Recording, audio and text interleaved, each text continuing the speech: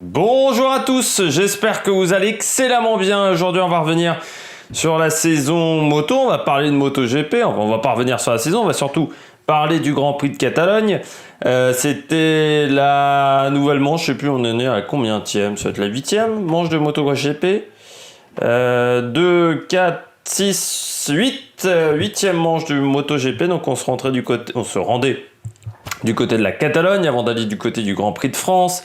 Ça sera plus tard au mois d'octobre, il va y avoir 2 semaines de pause avec la MotoGP. On fera le point même Moto 2, Moto 3. Je sais, je devais faire le bilan des Moto 2 et des Moto 3 des 2 manches de Misano. J'ai pas eu le temps avec le Tour de France. Donc là, j'espère réussir à trouver le temps pour faire le débrief de la Moto 2, de la Moto 3, même si je sais que c'est pas forcément les vidéos les plus suivies sur la chaîne. D'autant même le MotoGP en ce moment, c'est très cyclisme, les gens qui regardent la chaîne.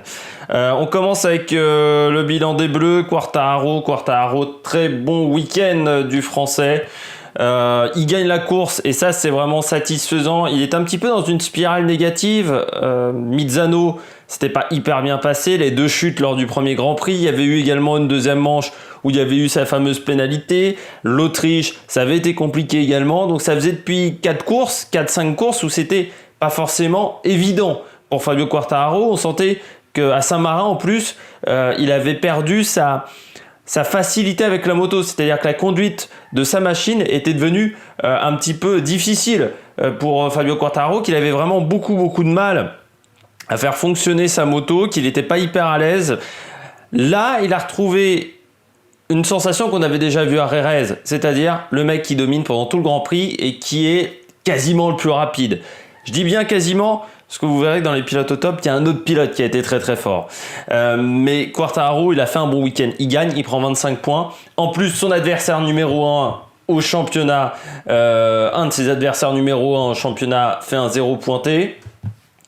Donc maintenant, il a une petite avance qui n'est pas énorme parce qu'il reste encore pas mal de Grands Prix. Le Grand Prix de France, les 2 courses à Aragon, les 2 courses à Valence, la course de Portimao. Voilà, il nous reste encore 7 manches à courir. Donc ça fait encore beaucoup de points en sachant qu'on ne sait pas à quel moment Marquez va revenir. C'est encore un petit peu la nébuleuse Marquez. Mais si Marquez revient, eh bien ça pourrait changer énormément la donne. Donc Quartararo, très bon week-end.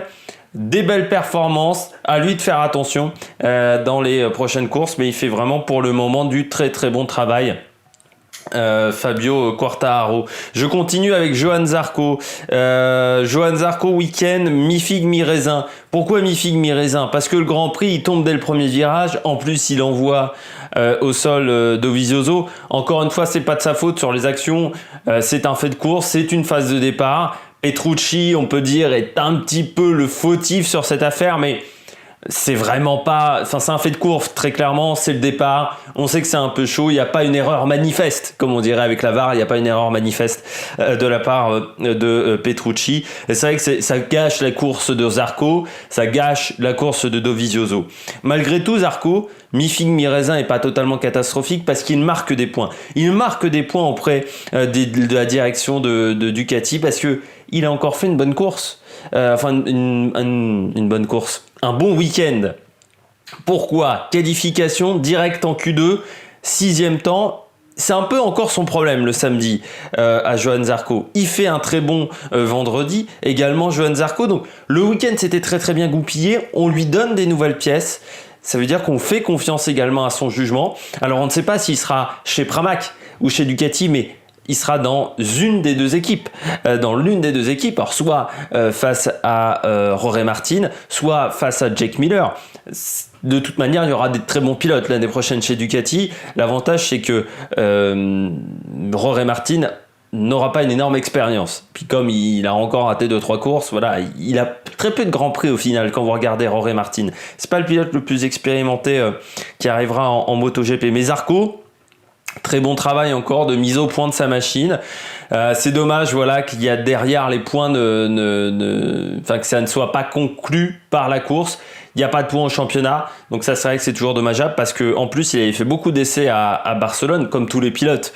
Il avait fait des essais avec une Ducati de série.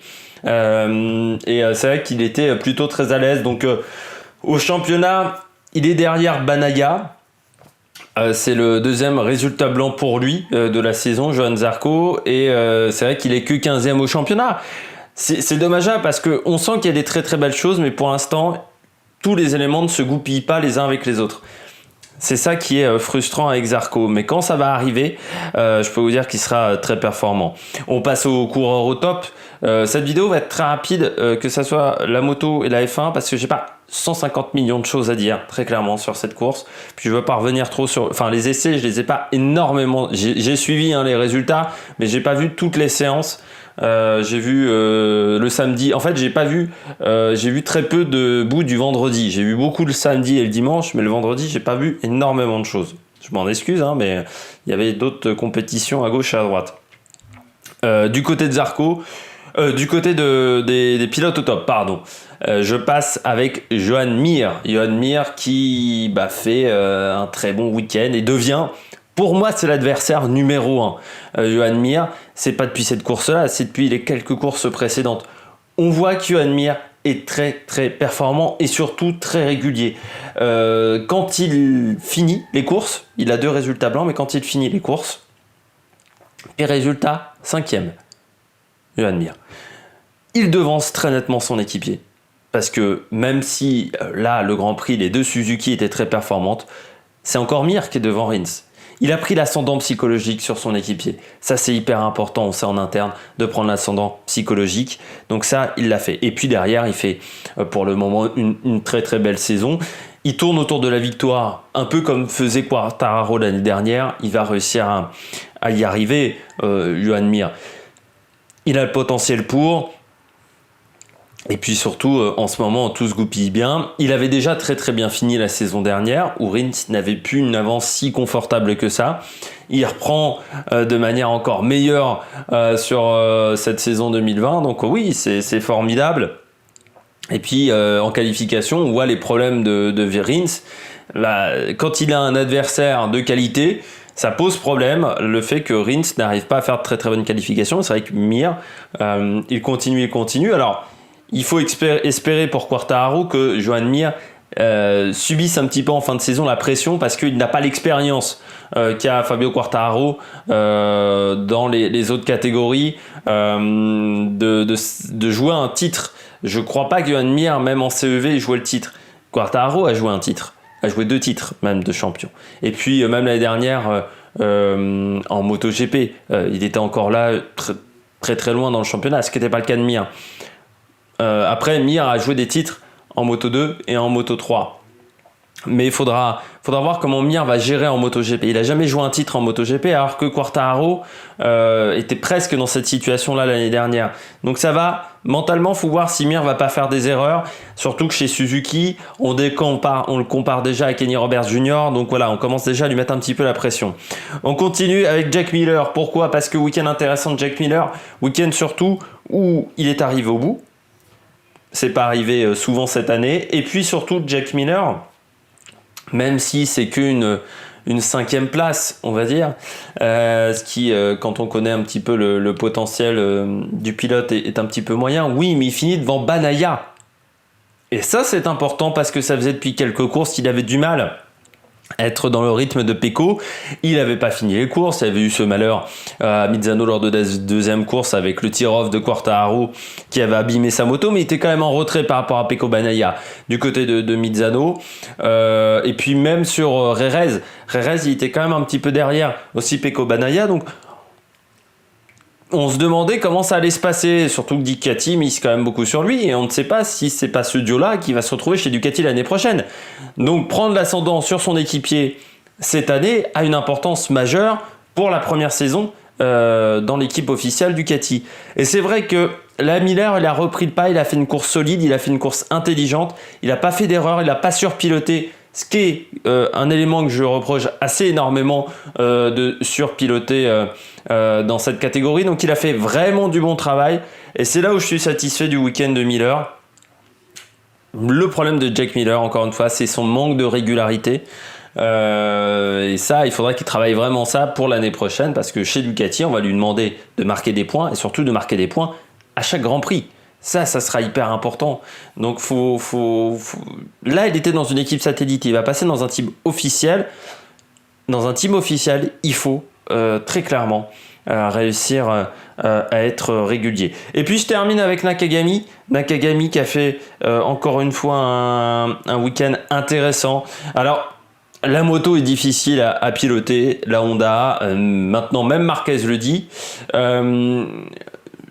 C'est le problème d'avoir voulu se concentrer intégralement sur Marquez depuis 3 ans. C'est qu'on a une moto qui est inconduisible pour tout autre pilote que Marquez. C'est-à-dire, si vous n'avez pas le style de pilotage de Marquez, c'est impossible. Donc ça convient à très très peu de pilotes. Nakagami, il fait ce qu'il peut. On lui met pas mal la pression quand même parce que chez Honda, c'est le seul qui marque des points. Donc pour le classement constructeur, c'est hyper important. On en parle peu. J'en parle peu du classement constructeur. Je pourrais vous faire un point dessus en fin de vidéo.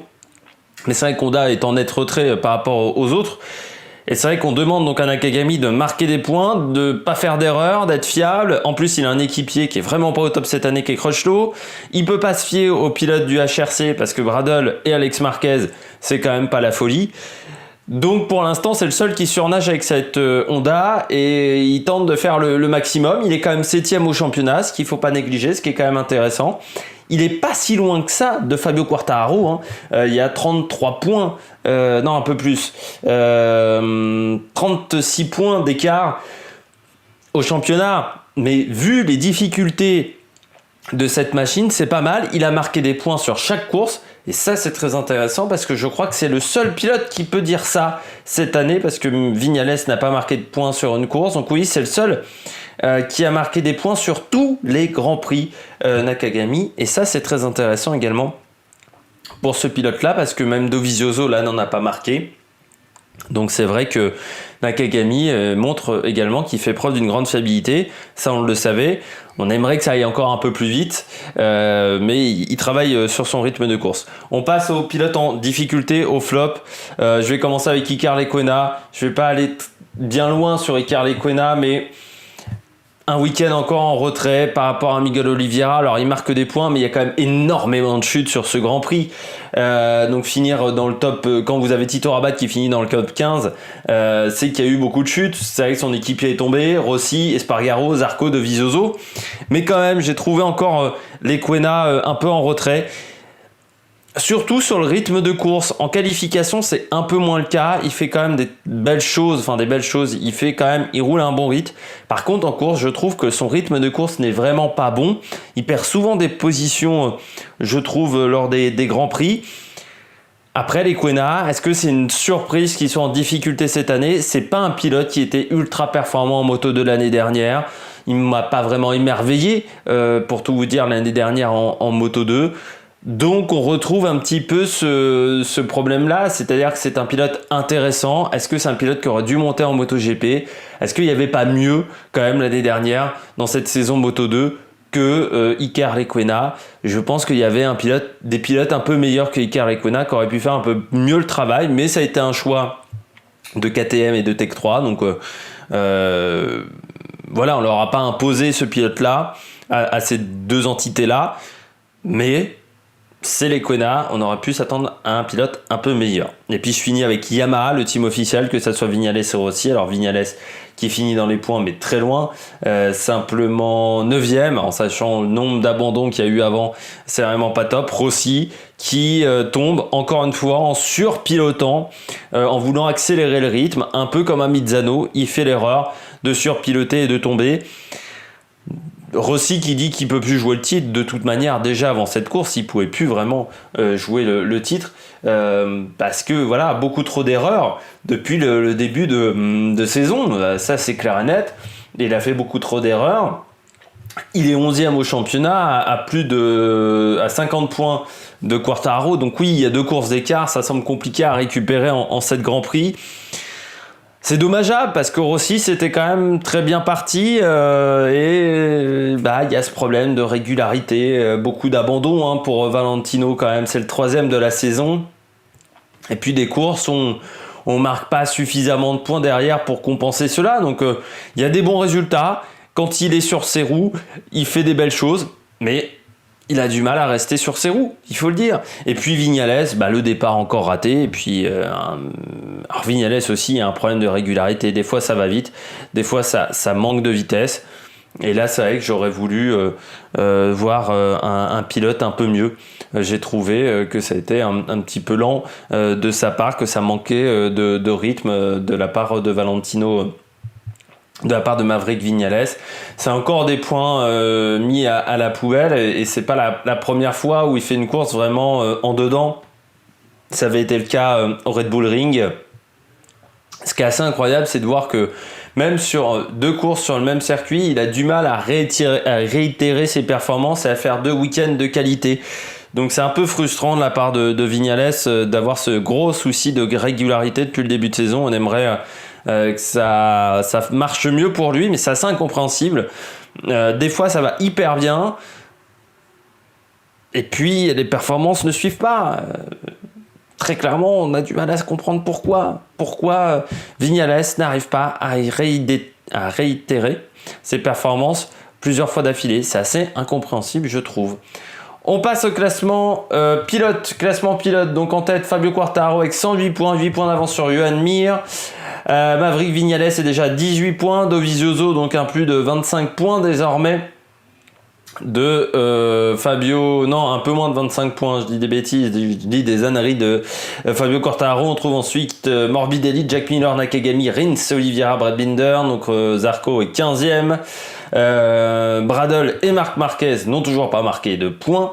Voilà. Et puis au classement équipe, Petronas en tête avec 185 points, c'est-à-dire 25 points d'avance sur le team Suzuki. On retrouve ensuite Yamaha, puis Ducati, Pramac, KTM, LCR, Tech 3, Vintia, Aprilia, Repsol, Honda, simplement dernier, le team officiel Honda. Et puis au classement constructeur, pour vous le faire rapidement, c'est Yamaha qui est en tête assez largement avec une quarantaine de points d'avance sur Ducati. On retrouve ensuite Suzuki, KTM, Honda simplement 5e et Aprilia 6e avec 30 points. J'espère que vous avez aimé cette vidéo. Si vous avez aimé cette vidéo, n'hésitez pas à vous abonner à la chaîne, n'hésitez pas à mettre un pouce bleu et surtout n'hésitez pas à réagir dans les commentaires. Puis nous, on se retrouve pour de nouvelles aventures sur la Mec Production. Ciao, ciao!